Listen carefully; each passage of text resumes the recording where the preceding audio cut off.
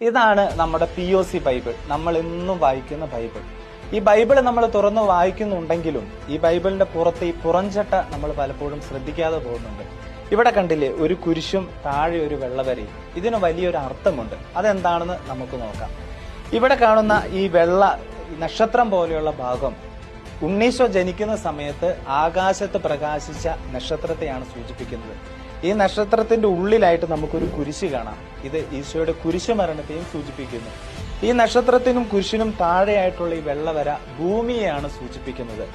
ഈ ഭൂമിയിൽ നിന്നും ഉയർന്നു നിൽക്കുന്നതായിട്ടാണ് ഈ കുരിശും ഈ നക്ഷത്രവും നമ്മൾ കാണുന്നത്. അത് ഈശോയുടെ ഉയർപ്പിനെയാണ് സൂചിപ്പിക്കുന്നത്. അങ്ങനെ ഈശോയുടെ ജനനവും ഈശോയുടെ മരണവും ഈശോയുടെ ഉയർപ്പും ഈ ഒരു ചെറിയ ചിത്രത്തിൽ നമുക്ക് കാണുവാനായിട്ട് സാധിക്കുന്നുണ്ട്. നമ്മൾ പലപ്പോഴും നമ്മുടെ കുഞ്ഞുങ്ങളുടെ കയ്യിലേക്ക് ഈ ബൈബിൾ കൊടുക്കുമ്പോൾ നമ്മൾ ബൈബിൾ വായിക്കാറുണ്ട്. ഈ ഒരു ചിത്രത്തിന്റെ അർത്ഥം കൂടി നമുക്ക് അവർക്കെല്ലാവർക്കും പറഞ്ഞു കൊടുക്കാം.